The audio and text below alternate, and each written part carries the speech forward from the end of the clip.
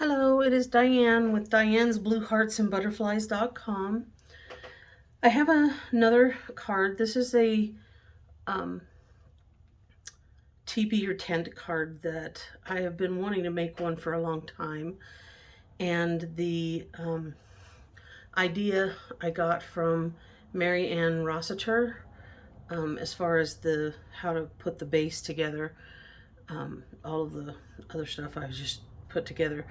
But there are so many different ideas and techniques out there of putting a card like this together. I just found this one to be fairly simple so that I could teach it in my class. And on this one I am using the Sweets and Treats that is found in the July through December mini catalog. It coordinates with the dies in the classic cloche. This one is a bundle in the same catalog. All of these will be retiring by January 3rd. It will only be available as while supplies last. These dies cut out several of the images in here, as well as the cloche that is in the Sweets and Treats. It also has a few extra little pieces that you can use for things, as well as some birds and trees. And so that is a very nice set. And this one I just felt was really cute and sweet. I did use some retired designer series paper that I had on hand. However, when I was looking, I did notice that the gingerbread and peppermint paper does have some designs and dots and things in it as well that could be used to do the background pieces. And while I was looking at that, of course, I just kind of fell in love with it, as well as the Memories and More pack to go with that. Now the Memories and More pack and this designer series paper are going to be retiring as of January 3rd, so get that while supplies last. There are some really cute embellishments in here, along with these little like cookie cooling racks and some stickers that have some spatulas and all that stuff in here. And they would make some very quick and fast cards, so I wanted to share those with you. The things that you will need in order to do this card is, and this one, before I go much further, this one does fold up. I am using magnets on mine, but you put the sentiment, you fold that kind of back, and then the other end you fold over, and then where you have the magnets, it will hold it up so that it stands up on a shelf or wherever you might want to display that. It does fold in half to go in an envelope. Unfortunately, I wasn't thinking of that when I put my cloche on here, but I kind of mooshed it over a little bit, as much as I could, because everything was already stuck down, so that it will still barely fit. But if you use this set, I would recommend that you kind of tilt it a little bit more, so that maybe it doesn't stand up straight when you're looking at it, but so that if doesn't on that fold, it doesn't hang over too much so that it interferes with going in the envelope. So the things that you will need are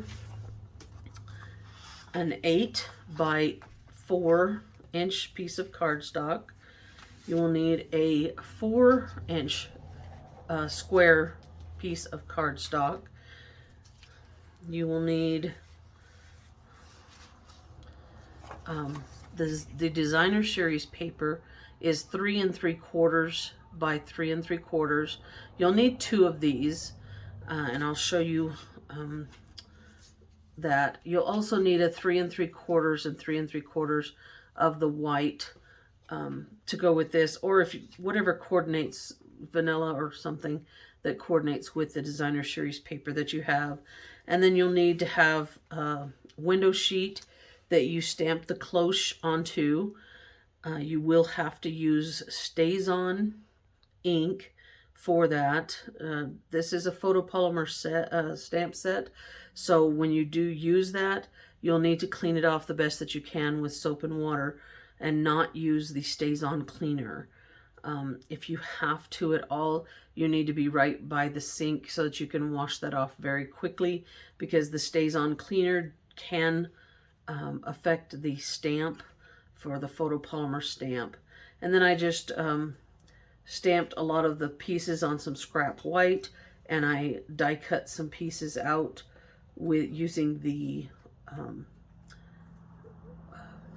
cloche dies.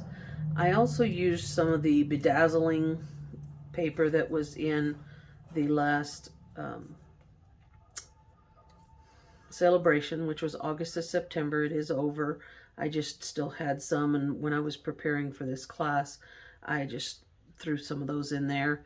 And then I also, there aren't any die cuts for these pieces that I stamped, so I had to cut those out.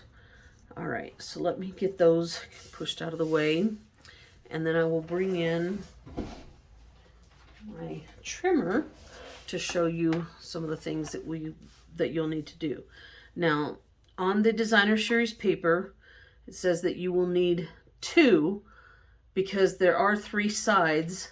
What you're going to do with this is actually line it up point to point diagonally, and you're going to just cut it diagonally. I, when I was making all the kits, went ahead and took, because you only need the 3, took 1/2 of one of the others from another kit.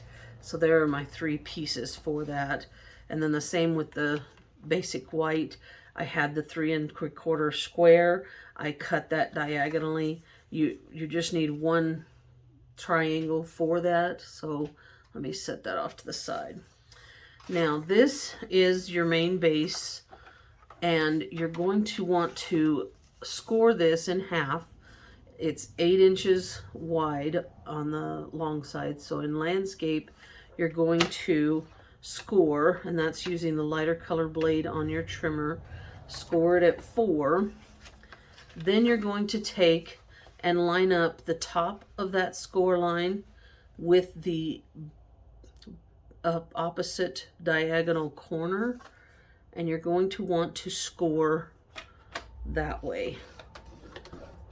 And then you're going to take the same point at the top, and you're going to score that diagonally to the opposite corner. So let me line that up, and then you'll score that as well. Your other 4x4 piece, and this is real red cardstock that I'm using that matches the designer series paper I had. You can do this with any color cardstock, with any stamp sets, designer series papers, and all that. In fact, at our class, one lady was talking about taking the birthday chicks and doing one with those items as well. So they can be done for any occasion or anything. I've just been wanting to put one of these together for a long time.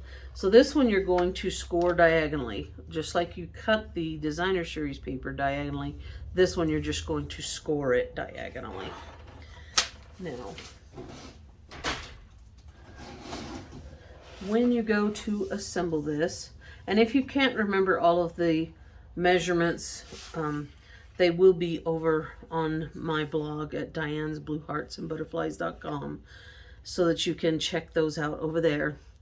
Now, one thing that I was recommending to the ladies, the people that came to my class, is to kind of dry fit this together a little bit.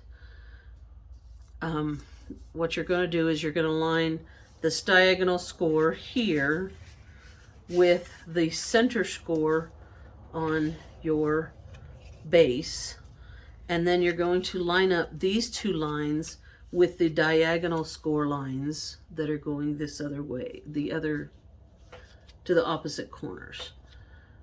And the reason that I did this was mainly to help me because the first time I put one together, I accidentally had a whole lot of glue where I didn't want it. So what you're going to make sure that you do is not put any glue on the end of this. So what I suggested is they put it together, flip it over, take a pencil, and just make a light pencil mark where that is. That way, when it comes time to put the glue back here to adhere these together, that they can put it where it goes and not have it go where it doesn't need to be. So let me put that there. So then you're going to adhere this piece. Kind of want to get it lined up before you push it down. Line this up.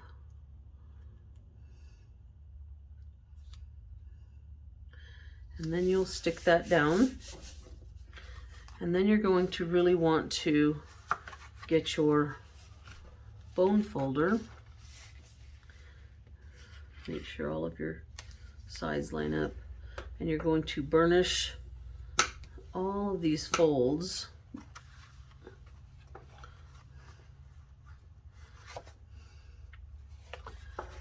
So that they will fold.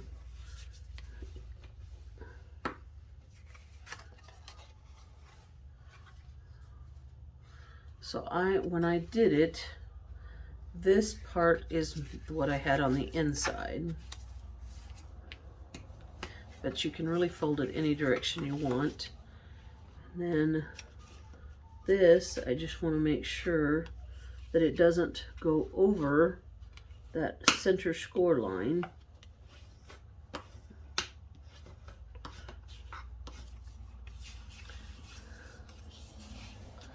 Do the same here.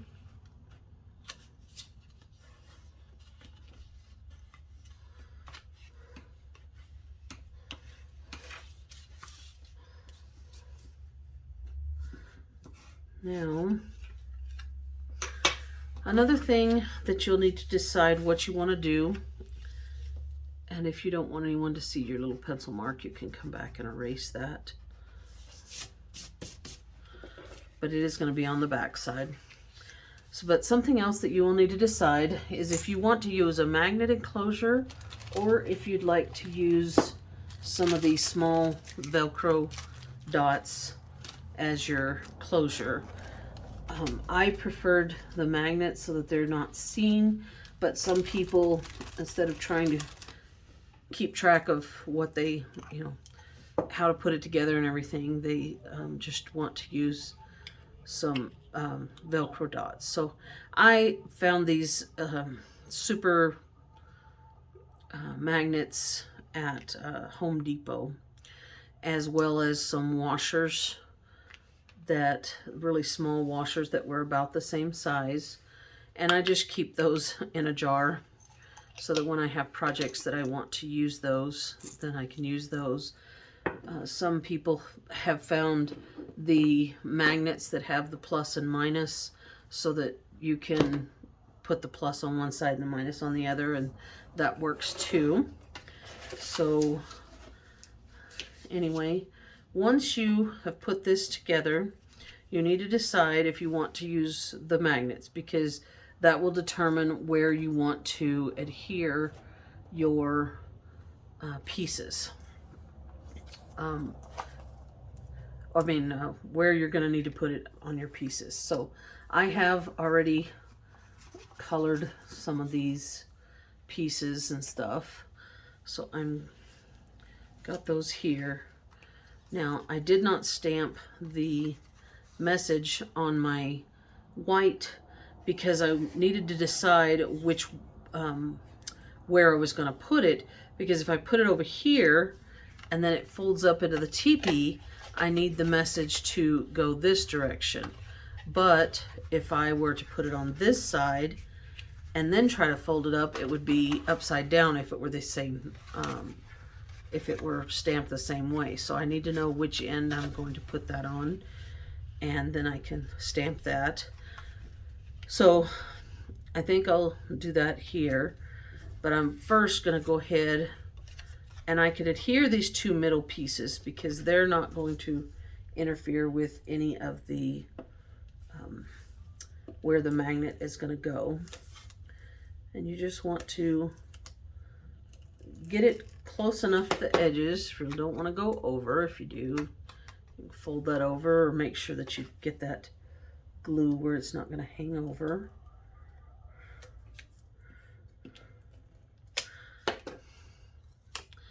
And then on this 4x4 that's here, you're going to line up the long edge with that center score line, and then there's a little bit of a border around all of the sides, and then you'll stick that down. Then you'll take the other one and you'll adhere that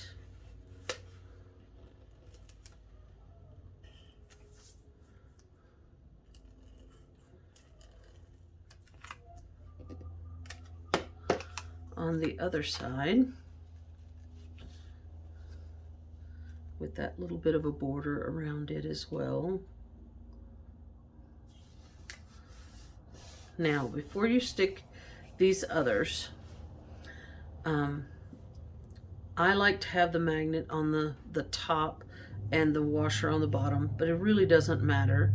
But what I wanted to do for sure is adhere one of them down first, and that's why I do the washer first. It's because it's easier when it comes to sticking the glue dot. I adhere these with glue dots, so I want it to be in far enough where it's not going to be seen real close to the edge, but I don't want it too far in that it interferes with anything else. But I stick that one down with the glue dot where I want it, and then you'll see that that's going to be covered up by this piece. I just wanted to make sure I had enough that I could put a glue dot or something on that side to hold the designer series paper. Then I adhere the magnet to this, and then I get another glue dot and put that on this magnet.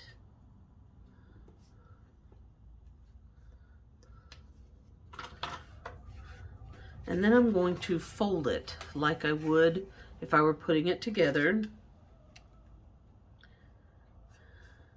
And in fact, I probably should have put those, now that I'm thinking about it.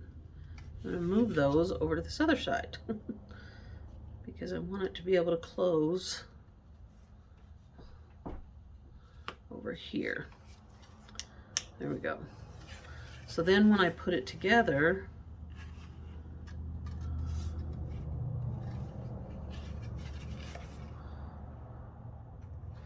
well, actually I'm going to need to do it this way. Fold it together. I don't know why I'm having such an issue with this today. So maybe it was that I did the magnet first. It's been a little while, but I want to adhere the magnet on one piece where that's going to go together, and then have the washer on the other piece so that they stick and they kind of click to each other. And then I can go ahead and put on the designer series paper to cover that one side.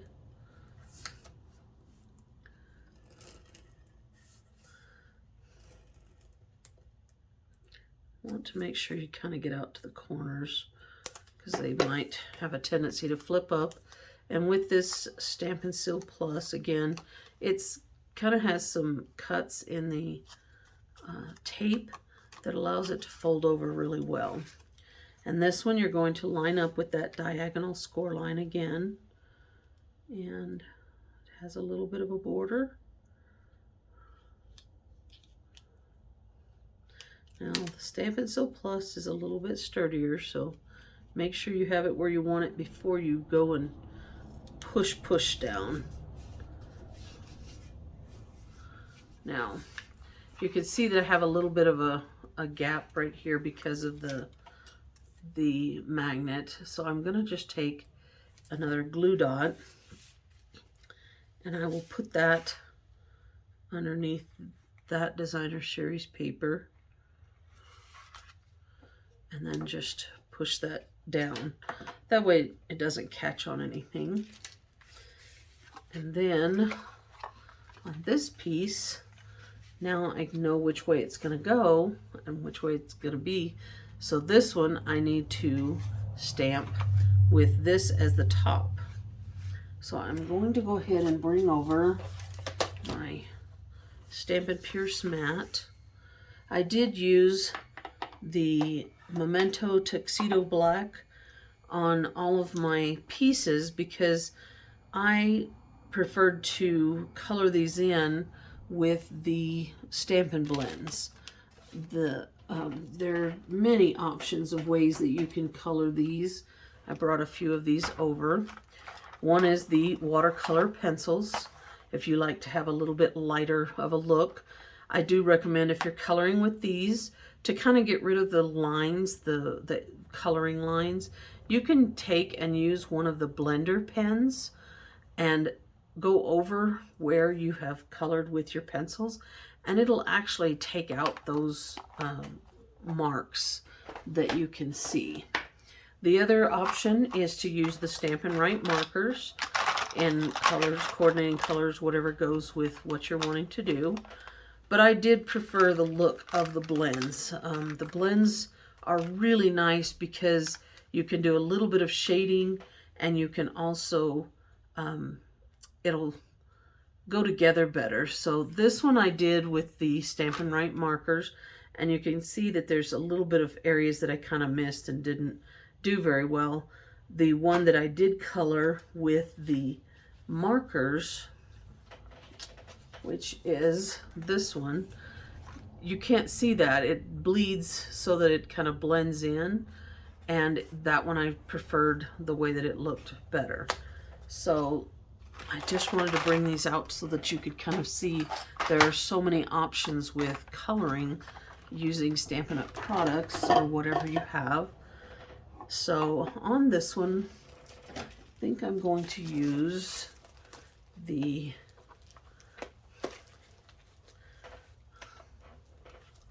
Sentiment. Any way you slice it, I'm thankful for you. And then I liked the little, looks like heart-shaped cookies or something.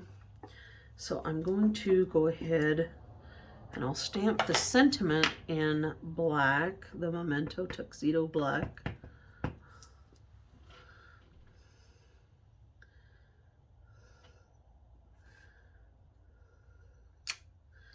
And then this one I did use Real Red cardstock, so I'm going to use the Real Red ink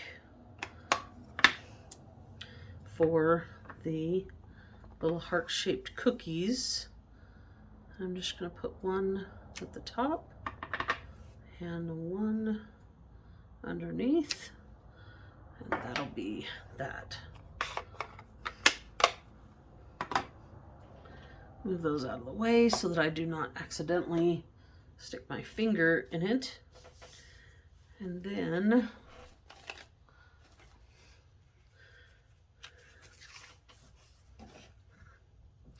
kind of make sure that that is really dry because I don't want to smear it.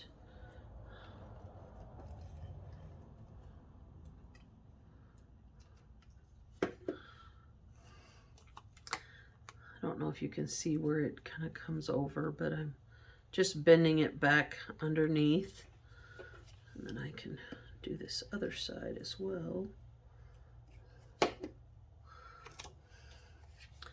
then I'll bring this in and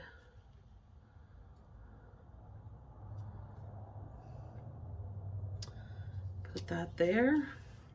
And again, I have a little bit of a pooch right in here, so I'm just going to take another glue dot, and I'm using the spatula from the Take Your Pick tool to grab that.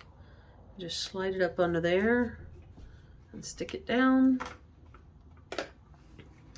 And then I can start adhering things. Now, to me, when I saw this piece, I really thought that it looked like a fruit cake. And then this was a kind of a bowl, and I wanted to have a little bit of bling on each of my things, so I just cut a little strip of the bedazzled. You can do anything you want, or you can even just leave it plain, but I added that to the top of the bowl. And then I took these two I had cut with the dies, the cloche dies, and this one to me kind of looked like the back or the front side, the grains of a cutting board, and so I just added the bedazzling kind of to the back.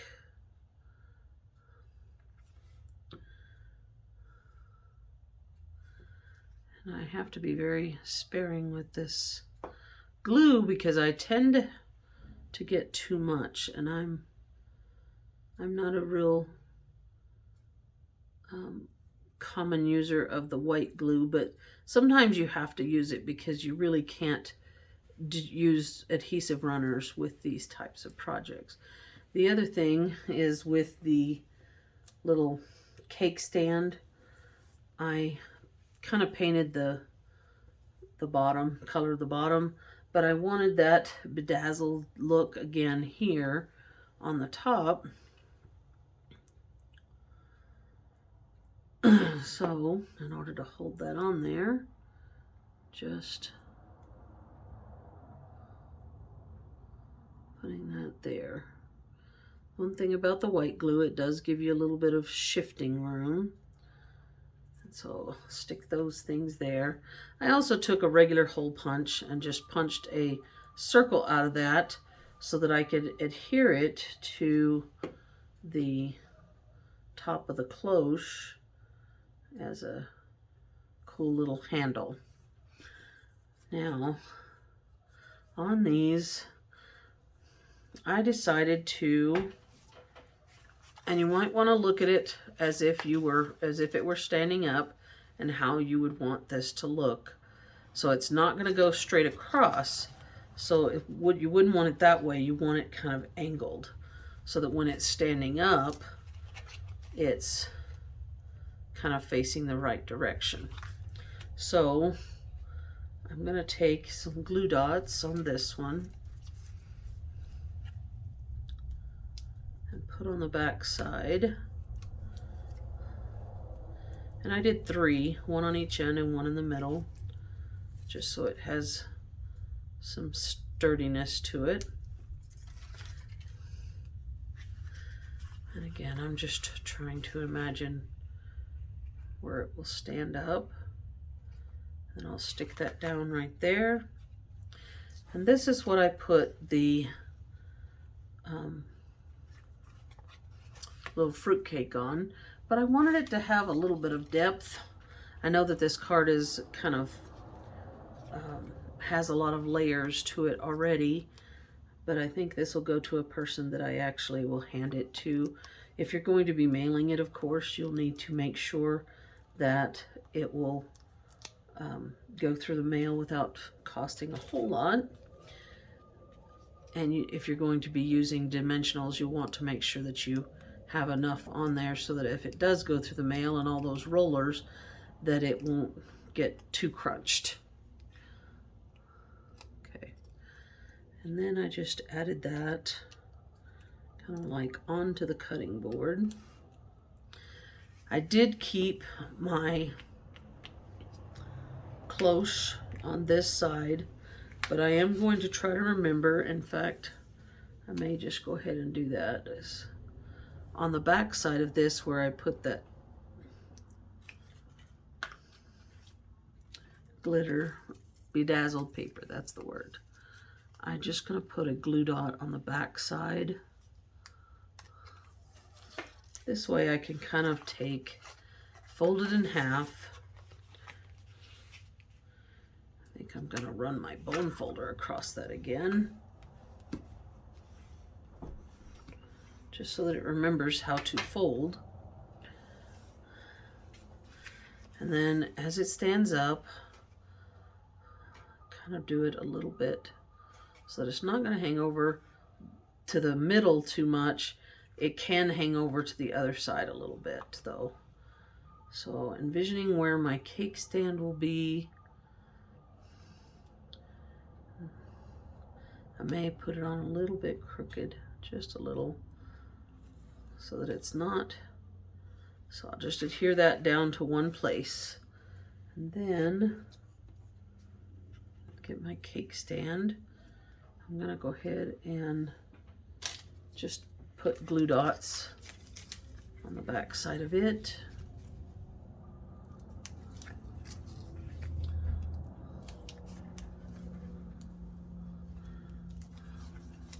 I want to make sure that the glue dots are there to help hold it down.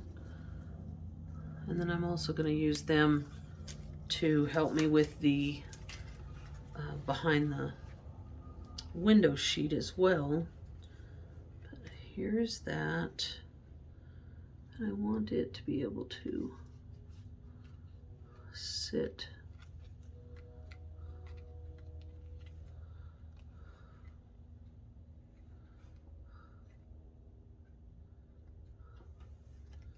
Come on. Don't stick down yet.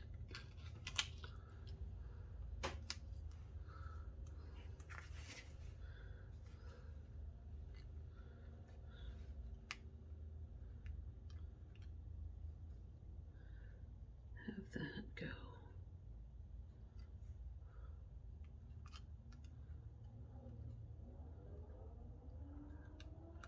I'll just have it go right in there. It looks like one of my glue dots is hanging a little bit, so I'm just going to use this spatula to kind of push it underneath a little more. This little tool really comes in handy for getting into some spots and handling some of that. And then this is where I put the pie. I'm just going to adhere this straight onto the back. I'll just put a little bit of the glue, and then I can stick that on my cake stand, or pie stand in this case. And then I'm going to take a glue dot, and I'm just going to roll it up a little bit so that it's more of a thin line. Because I think it's easier to hide that. People won't be looking for it quite as much. And then put that kind of down at the bottom of the cloche. And then I kind of put the cake stand a little bit up a little bit so that this kind of tucks underneath. And then that glue dot isn't quite so noticeable. And then of course when you fold it, it's not hanging over that much. And then when it's standing up, it can still be seen. So I just have one more, which is the bowl. And this one I did go ahead and put mini dimensionals on to raise that up so that it looks like the candied apples are sticking in, or sitting inside of the bowl. So let me remove those backings.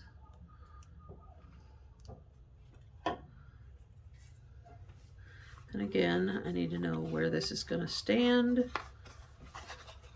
so I can kind of close it. Put it where I want it, right there. Open that back up. And then I'm just going to, don't want to wait that long. Let me just use glue dot on the back of the apple. And I'm going to start with one over here. And then I will do one kind of over here.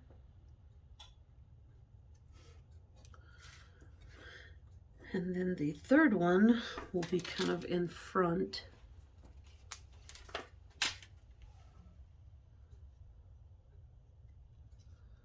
Of these. If you want to, you could put a little dab of glue for the stick. It will dry clear, but you still don't want to put a whole bunch down there. And one more little dab.